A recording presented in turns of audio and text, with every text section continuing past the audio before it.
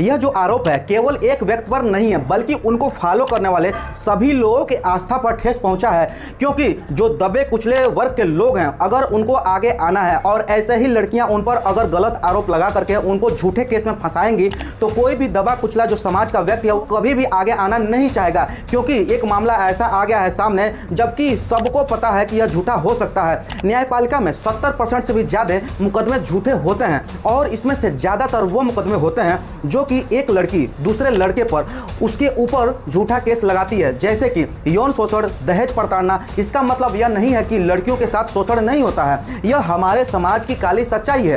पुराने समय से महिलाओं के साथ शोषण होता आया है, लेकिन इसके बावजूद इसके ज़्यादातर लोग झूठे मुकदमे से सजा काट रहे हैं या काट चुके हैं। अगर आप समाज में रहते हैं तो यह काली सच्चाई समाज की आप इससे रूबरू होंगे। नगीना से सांसद चंद्रशेखर आजाद के ऊपर रोहिणी घावरी जो कि स्विट्जरलैंड में पीएचडी की पढ़ाई कर रही हैं, उन्होंने यौन शोषण के गंभीर आरोप लगाए हैं और यह आरोप इसलिए भी जरूरी हो जाते हैं क्योंकि यह एक सांसद से जुड़े हुए हैं। एक ऐसा सांसद जो टाइम्स नाउ की मैगजीन में दुनिया के 100 सबसे पॉपुलर नेताओं में से एक, लोकप्रिय नेता में से एक हैं और इसलिए इन आरोपों की गंभीरता बहुत ज़्यादा बढ़ जाती है। दोस्तों, रोहिणी घावरी लगातार 3 जून से चंद्रशेखर आजाद के खिलाफ अपने सोशल मीडिया हैंडल पर लिख रही हैं, तरह तरह के उन्होंने आरोप लगाए हैं, लेकिन आज 22 जून हो चुका है जब मैं यह वीडियो शूट कर रहा हूं, लेकिन अब तक उन्होंने कोर्ट का रुख नहीं किया है। इसलिए तमाम लोग कह रहे हैं कि यह सस्ती पब्लिसिटी पाने के लिए या फिर यह एक बीजेपी की एजेंट हो सकती हैं और उनके लिए काम कर रही हैं। अगर उनके साथ सच में शोषण हुआ होता तो अब तक यह कोर्ट में पहुंच जाती।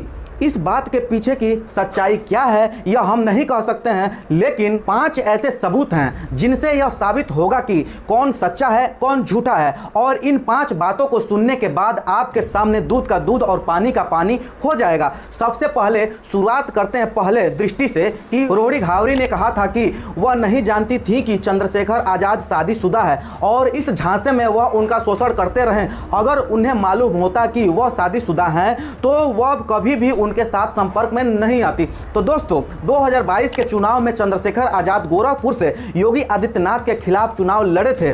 वह हार जाते हैं, महज 70,000 वोट उनको हासिल होते हैं। लेकिन यहां पर मेरा मकसद उनकी हार बखारना नहीं है या फिर योगी आदित्यनाथ की जीत का कोई भी जश्न मुझे मनाने की कोई आवश्यकता नहीं है। मैं आपको एक बात समझाना चाहता हूं कि जब भी कोई नेता, जब भी कोई सांसद कोई चुनाव लड़ता है तो उसका पूरा निजी जीवन सार्वजनिक हो जाता है। उसकी कितनी संपत्ति है, उसके परिवार में कौन कौन है, कितने बच्चे हैं, कितनी शादियां हुई है, कोई भी आम आदमी आरटीआई लगाकर उसको जान सकता है, इसकी जांच करा सकता है। तो रोहिणी घावरी जो कह रही है कि उनको नहीं पता था कि चंद्रशेखर आजाद शादीशुदा हैं, तो यहां पर यह बात बेबुनियाद साबित होती है। इसके अलावा इंदौर के प्रदेश अध्यक्ष विनोद यादव एक इंटरव्यू में गंभीर आरोप लगाते हुए कहते हैं कि रोहिणी घावरी जानती थी कि चंद्रशेखर आजाद शादीशुदा है क्योंकि उन्होंने खुद चंद्रशेखर आजाद से उनको मिलवाया था। वह बीच में कड़ी थे और उन्हीं की वजह से इन दोनों की मुलाकात हो पाई। रोहिणी घावरी उनसे बार बार बोलती थी कि चंद्रशेखर भाई से मेरी बात करवाओ, भाई कहकर संबोधित करती थी और चंद्रशेखर आजाद के साथ उन्होंने एक बार उनकी कॉन्फ्रेंस कॉल पर बात करवाई थी। इसके बाद दोनों संपर्क में आए थे।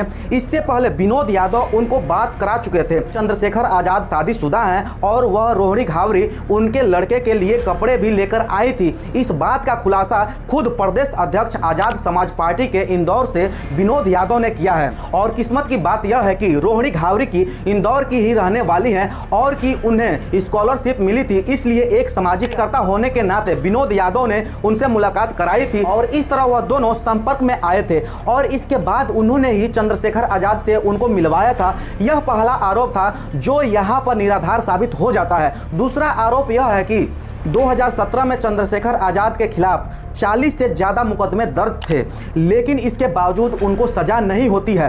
आप तो चंद्रशेखर आजाद के साथ 2021 में संपर्क में आई थी, जब आप जानती थी कि 2017 में उनके ऊपर 40 से ज़्यादा मुकदमे दर्ज हैं, तो आप एक आपराधिक प्रवृत्ति के व्यक्ति से कैसे संपर्क कर बैठती हैं? आप तो पढ़ी लिखी महिला हैं, पीएचडी कर रही हैं। स्विट्जरलैंड से इतनी पढ़ी लिखी महिला जब एक अपराधी के साथ संपर्क में आ गई तो अशिक्षित शिक्षित महिलाओं की क्या ही बात करें। भला कोई भी शिक्षित महिला किसी अपराधी से संपर्क क्यों बनाएगी, उससे ताल्लुकात बनाएगी क्यों ही, उससे मोहब्बत क्यों ही करेगी। अरे वह तो उसके साथ सीधे मुंह पर बात नहीं करेगी। और आप तो बहुत पढ़ी लिखी महिला हैं।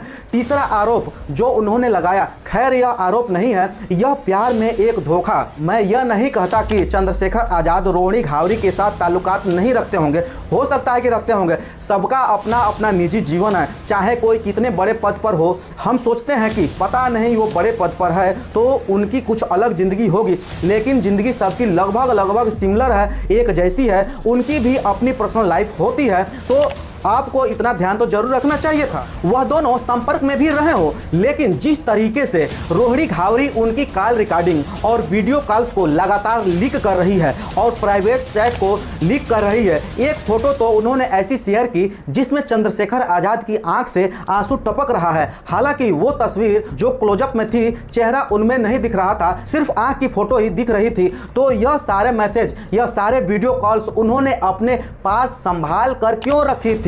अगर वो उनसे प्यार करती थी, अगर वो मोहब्बत में थी, तो वो उनकी जासूसी क्यों कर रही थी?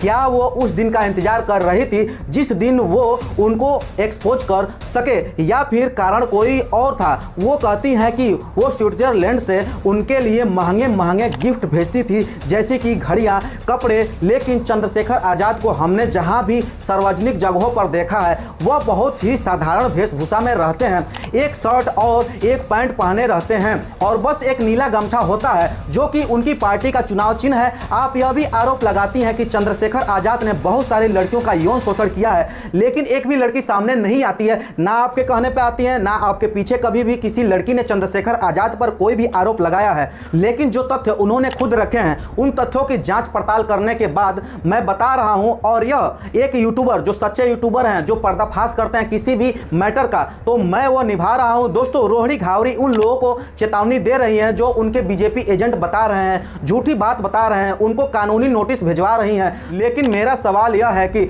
जिस व्यक्ति ने उनका शोषण किया, चंद्रशेखर आजाद, उनके खिलाफ उन्होंने अभी तक मुकदमा दर्ज क्यों नहीं किया? 3 जून और आज 22 जून, हालांकि इससे पहले 2024 के चुनाव में भी उन्होंने चंद्रशेखर आजाद के ऊपर गंभीर आरोप लगाए थे, लेकिन उससे चुनावी नतीजों पर कोई भी प्रभाव नहीं पड़ा था। नगीना से वह 1 लाख वोटों से जीते थे और इसके बाद वह अपने ट्वीट्स डिलीट करती हैं और उनको बधाई देती हैं। इस बात का तो मतलब मेरे समझ में कुछ नहीं आ रहा है।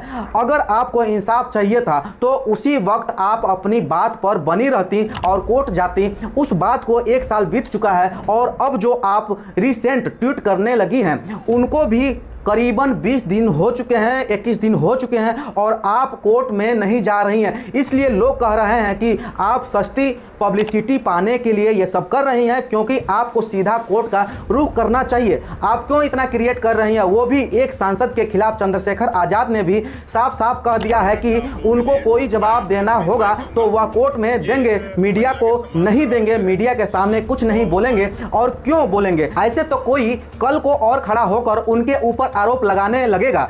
कितने लोग का जवाब देंगे? अगर आपकी प्रॉब्लम जेन्युइन है, आपका शोषण हुआ है, तो आप कोर्ट का रुख करना चाहिए, संविधान का पालन करना चाहिए। आप उनको सरेआम सारे बाजार इतना बदनाम कर रही हैं। रोहिणी जी से जरा समझिए इस बात को, वह एक सांसद हैं, लाखों लोगों की भावनाएं उनसे जुड़ी हुई है। मैं यह नहीं कह रहा हूं कि वह गुनहगार नहीं हो सकते हैं, हो भी सकते हैं, मगर आपके अकॉर्डिंग वो गुनहगार हैं तो कोर्ट में इंसाफ मांगने जाइए। इंसाफ आपको आखिरकार वहीं से मिलेगा। मेरी आपको यह सलाह है कि बाकी आपका सोच, जो आपको सोचना है वो सोचते रहिए। इस मुद्दे पर कौन इसमें दोषी है, कौन इसमें साफ है, और क्या रोहिणी घावरी को न्याय मिलेगा या फिर वो किसी की एजेंट है? कि सांसद चंद्रशेखर आजाद एक ऐसे चेहरा हैं, एक ऐसे मसीहा हैं जो दबे कुचले वर्ग के लोग हैं और वो अपने जीवन में आगे बढ़ना चाहते हैं। जो समाज उनको दबाए रखा है, उनसे चंद्रशेखर आजाद से प्रेरणा लेकर के वो अपने जीवन में आगे बढ़ना चाहते हैं। उनके लिए यह बहुत बहुत बड़ा ठेस होगा और उनकी भावनाओं के साथ ठेस पहुंचेगा। जो खुद रोहिणी घावरी यह झूठा आरोप लगा रही हैं, अगर उनको आरोप लगाना है, अगर वो सच्ची हैं तो वो खुद जा करके कोर्ट में क्यों नहीं साबित करती हैं, कोर्ट क्यों नहीं पहुंच रही हैं। यह सारे मामले लगभग 20-21 दिन हो चुके हैं। तो इसका मतलब क्या है, आप लोग कमेंट बॉक्स में जरूर बताइएगा। दोस्तों, आज की जानकारी आप लोगों को कैसा लगा, आप लोग कमेंट बॉक्स में जरूर बताइएगा। आप लोगों के मन में क्या सवाल चल रहा है रोहिणी घावरी को लेकर के, यह आप लोग कमेंट करके जरूर बताइएगा। हम लोग मिलते हैं एक नए वीडियो में एक नए टॉपिक के साथ। तब तक के लिए जय हिंद, वंदे मातरम, जय भीम।